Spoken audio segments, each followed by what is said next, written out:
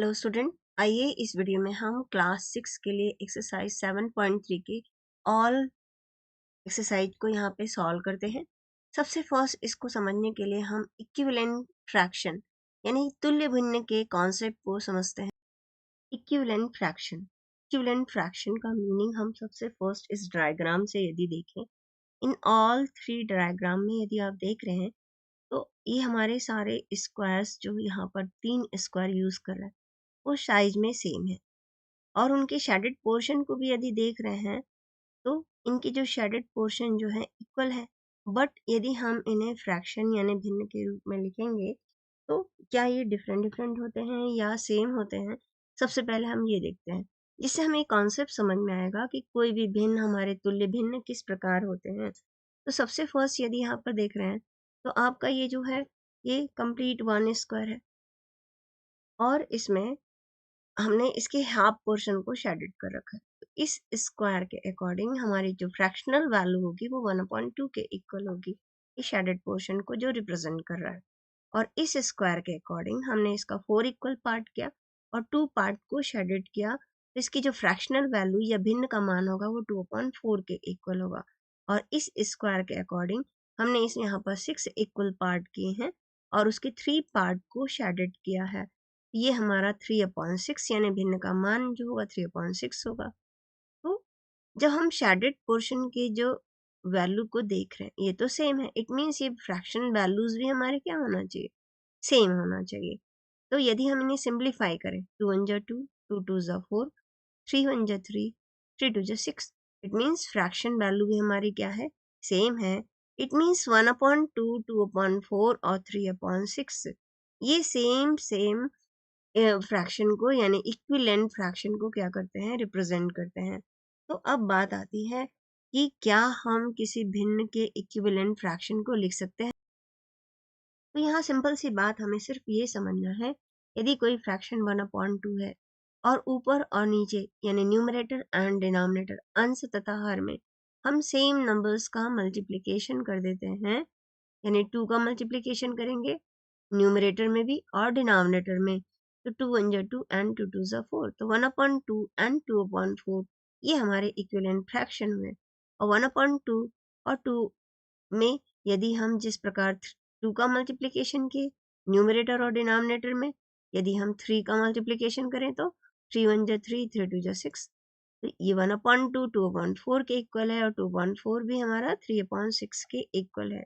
तो हम न्यूमरेटर और डिनोमिनेटर में सेम नंबर का मल्टीप्लिकेशन करें या सेम नंबर से डिवाइड करें तो ये इक्वल फ्रैक्शन में, इक्विवेलेंट फ्रैक्शन में कन्वर्ट होता है या सिंपलेस्ट फॉर्म में ये कन्वर्ट हो जाता है। तो हमारा एक्सरसाइज 7.3 का फर्स्ट क्वेश्चन यही कहता है, write the fraction, are they fraction equivalent, क्या ये फ्रैक्शंस इक्विवेलेंट है। तो हमारा आंसर यदि हम फिगर देख के देखें तो सेम सर्किल है, सेम साइज का सर्किल है और सेम पोर्शन को शेडेड कर रखा है इसने, हाफ पोर्शन को शेडेड कर रखा है। यहाँ पर अगर हम फ्रैक्शनल वैल्यू देखें तो 1/2, ये 4 इक्वल पार्ट किए, 2 पार्ट को शेडेड किया है तो 2/4, ये 6 इक्वल पार्ट किया है और 3 पार्ट को शेडेड किया है तो इसकी फ्रैक्शनल वैल्यू 3/6। यहाँ पे सर्किल के 8 इक्वल पार्ट्स किए हुए हैं और 4 पार्ट को शेडेड किया है, इट मीन्स 4/8। तो अकॉर्डिंग टू द फिगर ये हमारे इक्वल फ्रैक्शन है। और अगर हम सिंप्लीफाई भी इनको करेंगे तो 2 1 2, 2 2 4, 3 1 3, 3 2 6, 4 1 4, 4 2 8, सेम नंबर से हमें डिवाइड कर रहे हैं, कट कर रहे हैं नंबर्स को, तो ये सारे फ्रैक्शंस हमारे इक्वल फ्रैक्शंस में रिप्रेजेंट कर रहे हैं। अब हमें चेक करना है क्या सेकंड फिगर में भी फ्रैक्शंस हमारे इक्वल फ्रैक्शन को रिप्रेजेंट करते हैं। तो 4 सर्किल यहाँ पे शेडेड है आउट ऑफ 12 सर्किल में, यहाँ 3 सर्किल शेडेड है आउट ऑफ 9 में, यहाँ पे 2 सर्किल शेडेड है आउट ऑफ 6 में, यहाँ पे ओनली 1 सर्किल शेडेड है आउट ऑफ 3 में, एंड यहाँ पे नंबर ऑफ शेडेड सर्किल देखिए तो 1 2 3 4 5 एंड 6, तो 6 शेडेड सर्किल है। और टोटल हमारे पास नंबर ऑफ सर्किल्स यदि हम देखते हैं तो 3 + 2 = 5 एंड 5 3 = 15 है। अब ये देखते हैं क्या ये इक्विवेलेंट फ्रैक्शन है। तो अगर हम सेम नंबर से कट करें तो सबसे बड़ा नंबर यहाँ पे 4 1 जा 4, 4 3 जा 12, 3 1 जा 3, 3 3 जा 9, 2 1 जा 2, 2 3 जा 6, यहाँ 3 से कट रहा है, 3 2 जा 6 एंड 3 5 जा 15। तो यहाँ पर अगर हम देखते हैं तो हमारे जो फिगर हैं, ये फिगर ये हमारे इक्विवेलेंट फ्रैक्शन को रिप्रेजेंट कर रहा है। तो क्वेश्चन के अकॉर्डिंग हमें यही करना था, राइट द फ्रैक्शंस, इनकी फ्रैक्शंस वैल्यू लिखनी है, and all these fractions are equivalent. तो इस फिगर नंबर बी में हमारे सभी फ्रैक्शन इक्विवेलेंट फ्रैक्शन नहीं है, क्योंकि ये 2/5 को क्या कर रहा है, रिप्रेजेंट कर रहा है। इस फिगर में हमारे सारे फिगर्स जो हैं इक्विवेलेंट फ्रैक्शन को रिप्रेजेंट करते हैं। अब क्वेश्चन नंबर सेकंड में क्या कहता है ये देखते हैं। Write the fraction and pair of the equivalent fraction from each row. Means इस रो के सारे फ्रैक्शंस को वैल्यू को लिखना है और इस रो के भी सारे फ्रैक्शन की वैल्यू को लिखना है, एंड देन आफ्टर हमें पेयर करना है कि कौन सा फ्रैक्शन किसके इक्वल है। यदि यहाँ पे फ्रैक्शन वैल्यू देखें, क्योंकि आउट ऑफ 1 स्क्वायर को 2 पार्ट में डिवाइड किया और फ्रैक्शन वैल्यू हमारी कितनी होगी, 1/2, एंड देन यहाँ पर अगर हम देखते हैं तो टोटल 6 इक्वल पार्ट है और 4/6, क्योंकि 6 पार्ट किया हुआ आउट ऑफ, और 6 में आउट ऑफ 4 पोर्शन को शेडेड किया। इसमें देखें तो टोटल 9 है और 3 पोर्शन को शेडेड किया है, तो इनकी फ्रैक्शन वैल्यू हमारी 3/9 होगी। और यहाँ पे नंबर ऑफ, अगर हम पार्टीशन देखें तो हमारा जो नंबर ऑफ पार्टीशन है 8, जिसमें 2 पार्ट को शेडेड कर रखा है, तो हम इसको लिखेंगे 2/8, और यहाँ पे हमारी फ्रैक्शनल वैल्यू हो जाएगी 3/4, क्योंकि 3 पोर्शन को शेडेड किया है आउट ऑफ 4 पोर्शन में। अब यहाँ पे नंबर ऑफ हम ट्राइंगल को काउंट करते हैं, 1 एंड 2, एंड 2 1 जा 2, 2 2 जा 4, 2 3 जा 6, तो मतलब यहाँ पे 6 है, तो 6 6 2 जा 12, 6 3 जा 18, तो हमारा डिनोमिनेटर में कितना आएगा, 18। अब नंबर ऑफ शेडेड ट्राइंगल को देखें, 1 2 3 4 5 6, एंड देन सेम ईयर। अब इधर करते हैं, इनकी फ्रैक्शन वैल्यू क्या होगी, तो टोटल यहाँ पे 8 पार्ट किया है, जिसके 4 पार्ट को उसने शेडेड कर रखा है, तो हम 4/8 लिखेंगे। यहाँ पे 1 रो में कितने हमारे स्क्वायर है, पहले काउंट कर लेते हैं, 1 2 3 4, और कितनी रो बनाया, 4, इट मीन्स 6 4 4 जो 16, तो 16 उसने पार्ट कर रखे हैं, और 16 पार्ट में से 12 पार्ट शेडेड है, इट इज 12/16। नेक्स्ट यहाँ पर देखते हैं, 1 2 3 4 5 6, एंड 6 2 जा 12, और 12 में कितने पोर्शन शेडेड है, 1 2 3 4, एंड 4 2 जा 8, 8 पार्ट को उन्हें शेडेड कर रखा है। यहाँ पर अगर हम देखें तो टोटल हमारे कितने ट्राइंगल है, 1 2 3 4, एक रो में 4 है, और कितनी रो है हमारे पास, 4 रो है, तो 4 4 जा 16, and total number of triangle को यदि उसने शेडेड कर रखा है तो कितना है, 4। हम सारे नंबर्स को इक्वल उसमें सिंपलेस्ट फॉर्म में करें, ये 2 1 जा 2 2 जा 4, 2 3 जा 6, 3 1 जा 3, 3 3 जा 9, 2 1 जा 2, 2 4 जा 8, ये तो 3/4 पार्ट, ये तो सिंपलेस्ट फॉर्म में है। अब 6 1 जा 6, 6 3 जा 18, 4 1 जा 4, 4 2 जा 8, और यहाँ पे 4 से कट रहा है, 4 3 जा 12, 4 एंड 4 4 जा 16, ये हमारे नंबर्स 4 से कट रहे हैं, 4 2 जा 8, 4 3 जा 12, 4 1 जा 4, 4 4 जा 16। अब हम इनको मैच कर सकते हैं, 1/3 मीन्स ये आई नंबर सी से मिल रहा है, 1/2 ए नंबर सेकेंड पार्ट से मिल रहा है, 2/3 इट मीन्स बी जो है वो फोर्थ से मिल रहा है, 1/4 इट मीन्स डी जो है वो फिफ्थ से मिल रहा है, एंड ई यहाँ पे 3/4 है, और ये भी 3/4 है, इट मीन्स ई जो है वो किससे मिल रहा है, थर्ड नंबर से मिल रहा है। इस प्रकार हम नंबर्स को इक्विवेलेंट फॉर्म में यानी पेयर अप करके रिप्रेजेंट कर सकते हैं। अब हम क्वेश्चन नंबर थर्ड को बनाते हैं, replace in the fill in the blanks by the correct number. यहाँ पे करेक्ट नंबर भरने हैं जिससे ये इक्विवेलेंट फ्रैक्शन में हो जाए। तो इक्विवेलेंट फ्रैक्शन में देखने के लिए सिर्फ हमें ये देखना है 2 से 8 हमारा किस पैटर्न में बना है। 2 को जब हम 4 से मल्टीप्लाई करते हैं तो वो 8 हुआ, इट मीन्स जब हमें इस फिल इन द ब्लैंक्स को भरना है तो 7 को भी हम 4 से मल्टीप्लाई करेंगे, तो 7 4 जो हमारा कितना आएगा, 28, क्योंकि जब 8/28 यदि नंबर आता है तो हम इसे 4 से कैंसिल करते हैं। 4 2 ज़ा 8 एंड 4 7 ज़ा 28, तो ये दोनों नंबर्स हमारे इक्वल नंबर्स होते हैं। तो यहाँ इसका जो करेक्ट नंबर होगा वो 28 के इक्वल होगा। नेक्स्ट, द सेम पैटर्न में हम इन ऑल क्वेश्चंस को कर सकते हैं। 5 को 10 कैसे बनाया? 5 2 ज़ा 10, तो यहाँ पे क्या आएगा? 8 2 ज़ा 16, और यहाँ पे 5 4 ज़ा 20 है, नीचे में भरा है, तो 5 4 ज़ा 20, इट मीन्स 3 4 4 से मल्टीप्लाई करके लिखे, 3 4 ज़ा 12।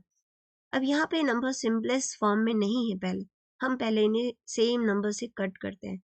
अगर हम इन दोनों नंबर्स को देखते हैं, 45 एंड 60, ये 15 की टेबल में आते हैं, तो 15 3 ज़ा 45 एंड 15 4 ज़ा 60। अब हम बना सकते हैं इन क्वेश्चन को आसानी से। 3 5 ज़ा 15, 3 को जब हम 5 से मल्टीप्लाई करेंगे तब 15 होगा। इट मीन्स 4 को भी आप 5 से मल्टीप्लाई करके लिखिए, 4 5 ज़ा 20। यहाँ पर भी हम पहले 18/24 को सिंपलेस्ट फॉर्म में कन्वर्ट करेंगे। सिंपल फॉर्म में कन्वर्ट करने के लिए हम देखते हैं ये नंबर्स जो हैं 6 की टेबल में सिंपल दोनों नंबर आ रहे हैं, 6 3 ज़ा 18, 6 4 ज़ा 24। अब नीचे यहाँ 4 है तो यहाँ भी 4 है, इट मीन्स सिंपल यहाँ पे आप यहाँ पे 3 लिख दीजिए, 4 1 ज़ा 4, तो 3 1 ज़ा 3। तो हम इस पैटर्न में इन क्वेश्चंस को बना सकते हैं। अब क्वेश्चन नंबर 4 की तरफ चलते हैं। Find the equivalent fraction of 3/5 having denominator 20। 3/5 के इक्वल भिन्न यानी तुल्य भिन्न को लिखना है, जिसका डिनोमिनेटर हमें क्या बना देना है? 20। तो जैसे हमने अभी ऊपर का क्वेश्चन बनाया सेम पैटर्न में, पहले उसे लिख दे, डिनोमिनेटर उसे 20 चाहिए और 3/5 के इक्वल फ्रैक्शन चाहिए। अगर डिनोमिनेटर 20 चाहिए तो न्यूमरेटर में आप क्या लिखेंगे ये पहले सोचे। 5 4 ज़ा 20, यानी 3 को 4 से मल्टीप्लाई करना है, 3 4 ज़ा 12, तो 3/5 का जो इक्वल फ्रैक्शन होगा, इक्विवेलेंट फ्रैक्शन होगा, तुल्य भिन्न होगा, वो 12/20 के इक्वल होगा।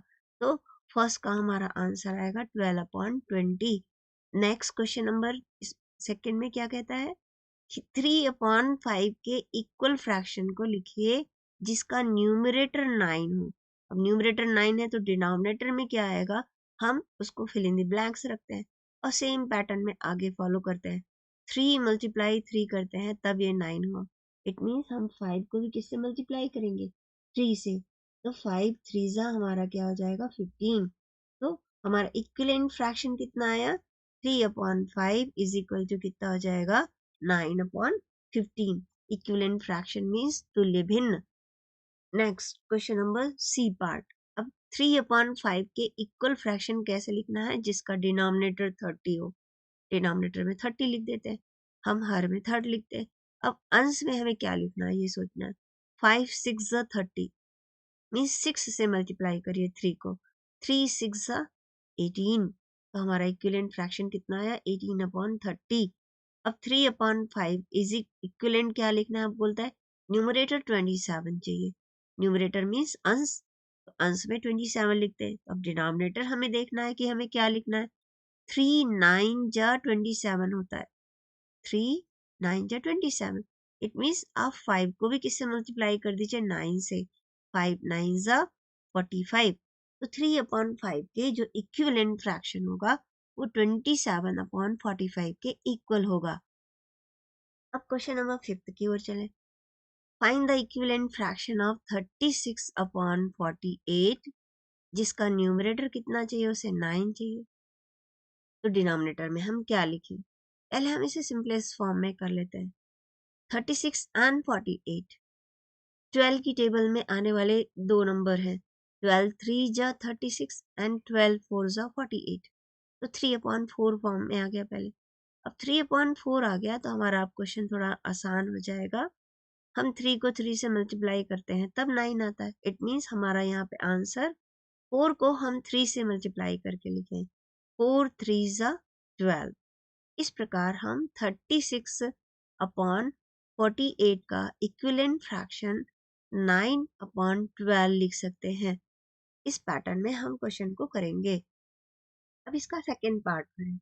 36/48 का इक्विवेलेंट फ्रैक्शन इस पैटर्न में बनाना है कि डिनोमिनेटर 4 हो तो न्यूमरेटर में क्या आएगा।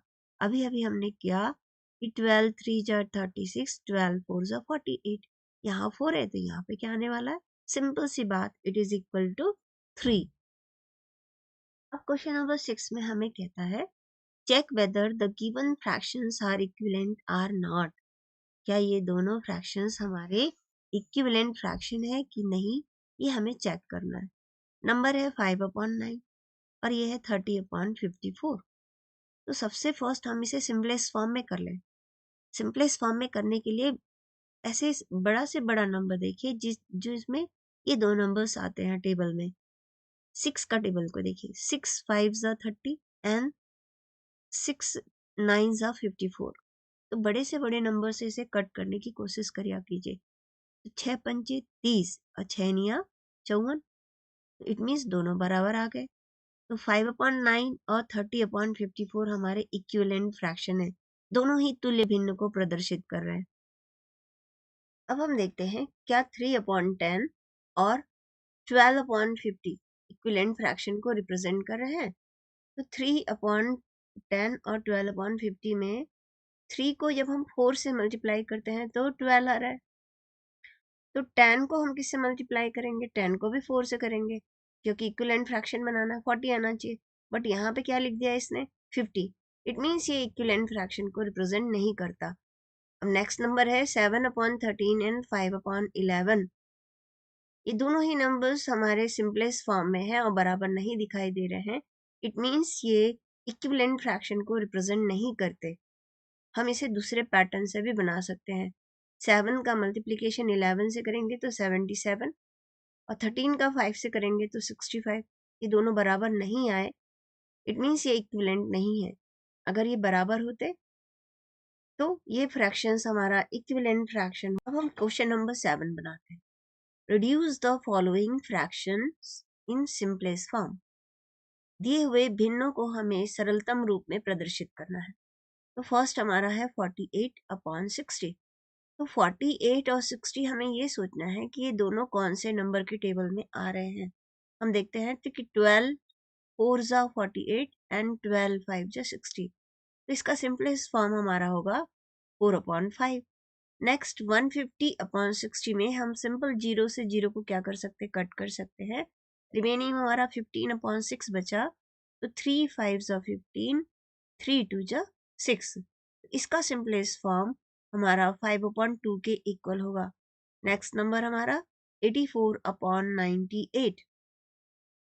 इसे हम 4 की टेबल से कैंसिल करें, पहले 2 से कम करते हैं क्योंकि ये नंबर हमारा 4 से डिवाइड नहीं होने वाला।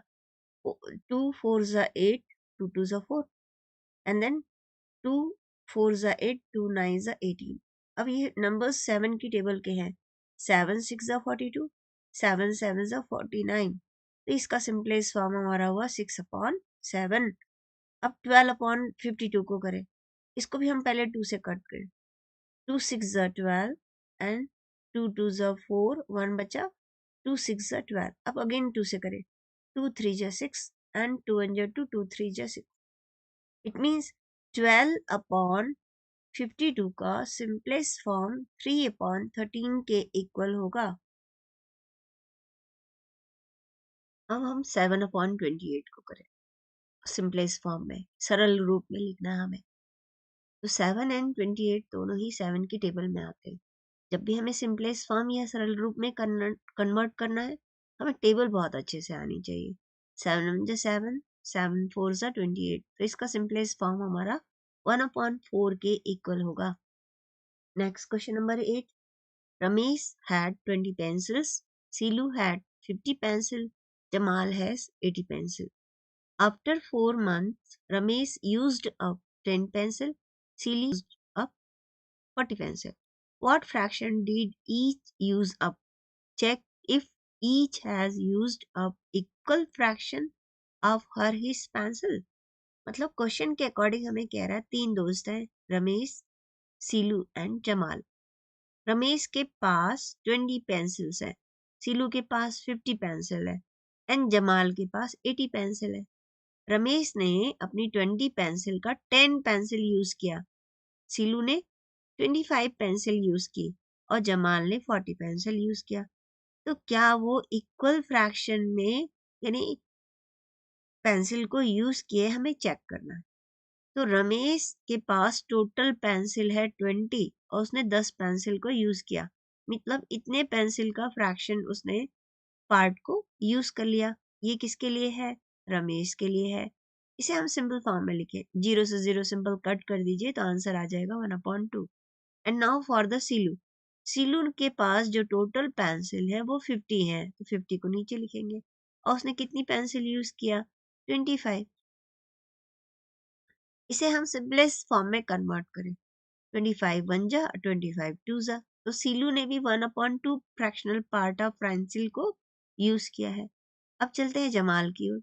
जमाल कितना पेंसिल यूज कर लिया? 40, और टोटल पेंसिल कितनी थी उसके पास? 80।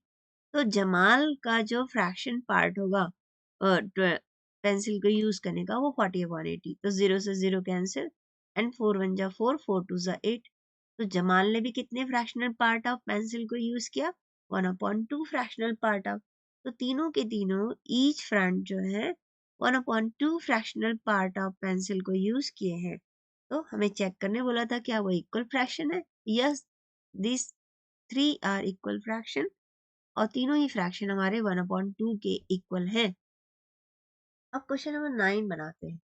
Match the equivalent fraction and write two more of each, मतलब इनको इसके इक्विवेलेंट फ्रैक्शन को में मैचिंग करिए और उसी प्रकार के दो और फ्रैक्शन को लिखिए। तो सबसे पहले हम इनको सिंपलेस्ट का फॉर्म में कन्वर्ट करते हैं।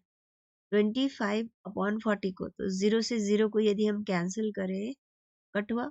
अब 5 की टेबल में नंबर आ रहे हैं, 5 5 जा 25, 5 8 जा 40। तो इट मीन्स आई नंबर किससे मिल रहा है? डी से मिल रहा है। 250/400 की जो वैल्यू आई वो 5/8 के इक्वल आ गई, यानी आई मिल गया डी से। अब इसके इक्वल फ्रैक्शन लिखना है, मतलब हमने पहले ही आपको समझाया, ऊपर नीचे सेम संख्याओं का मल्टीप्लाई कर दीजिए। 5 2 जा 10, 8 2 जा 16। अब 3 से कर देते हैं, 5 3 जा 15, 8 3 जा 24। ये सारे हमारे all four fractions equal fractions हैं। अब नेक्स्ट क्वेश्चन नंबर सेकंड को करते हैं। 0 से 0 को कट करें एंड देखें तो ये नंबर पहले 2 से कट करते हैं। 2 9 जा 18, 10 जा 20। अब इसका सिंपलेस्ट फॉर्म नहीं हुआ, ये 9/10, तो आई नंबर ई से मिल रहा है, तो 180/200 जो है वो 9/10 के सिंपलेस्ट फॉर्म में आ गया। अब दो और लिखना है, तो पहले 2 से मल्टीप्लाई कर लीजिए, या 3 से या 5 से। 18 10 2 जा 20, 5 से कर देते हैं इस बार। अब ऊपर में 5 का मल्टीप्लाई कर दीजिए, 9 5 जा 45 एंड 10 5 जा 50। अब नेक्स्ट क्वेश्चन में हमारा है 660/990। तो 660/990 को पहले सिंपलेस्ट फॉर्म में करें, 0 से 0 कटा। अब ये नंबर 11 की टेबल में आ रहा है, 11 6 जा 66, 11 9 जा 99। अगेन ये नंबर 3 की टेबल के हैं, 3 2 जा 6 एंड 3 3 जा 9। तो 660 और 990 का हमारा सिंपलेस्ट फॉर्म 2/3 आया, जो किससे मिल रहा है? ए से मिल रहा है। इसके इक्वल फ्रैक्शन लिखने के लिए ऊपर नीचे 2 का मल्टीप्लाई करें, 2 2 जा 4, 3 2 जा 6, 3 का मल्टीप्लाई कर देते हैं, 2 3 जा 3 3 जा 9। ये ऑल फ्रैक्शंस हमारे क्या हो गए? इक्वल फ्रैक्शंस हो गए, तुल्य भिन्न हो गए। नेक्स्ट हमारे पास है 180/360। 0 से 0 को कट कर दिया हमने, 18 1 जा 18, 18 2 जा 36। तो ये हमारा 4 तो सी मिल रहा है। तो 180/360 1/2 के इक्वल है। इनके इक्विवेलेंट फ्रैक्शन को लिखते हैं, 1 को 2 से मल्टीप्लाई करेंगे तो 2, और 2 को 2 से मल्टीप्लाई करेंगे तो 4, और 1 को 2 से मल्टीप्लाई करके 1 3 एंड 2 को 3 से मल्टीप्लाई करके लिखिए, 2 3 जा 6। इस पैटर्न में हम इन ऑल क्वेश्चंस को बना सकते हैं। अब हमारा इस एक्सरसाइज का लास्ट क्वेश्चन पार्ट में चलते हैं, फिफ्थ में। अगेन 0 से 0 कट। अब 11 की टेबल में दोनों नंबर हैं, 11 2 जा 22, 11 5 जा 55, इट मीन्स 225 अपॉन 550 का सिंपलेस्ट फॉर्म आ गया 2/5। ये बी से मिल रहा है आपका। इनके इक्विवेलेंट फ्रैक्शन को लिखने के लिए 2 से 3 से 4 से जिस नंबर से 6 से मल्टीप्लाई करके भी लिख सकते हैं आप। ऊपर नीचे 6 से मल्टीप्लाई कर दीजिए तो 6 2 जा 12, 5 6 जा 30। ऊपर नीचे अब लेट कर लो, हम 3 से मल्टीप्लाई कर लेते हैं। 2 3 जा 6, 5 3 जा 15। तो ये हमारे सारे नंबर्स इक्विवेलेंट फ्रैक्शन कहलाते हैं, यानी कि तुल्य भिन्न कहलाते हैं।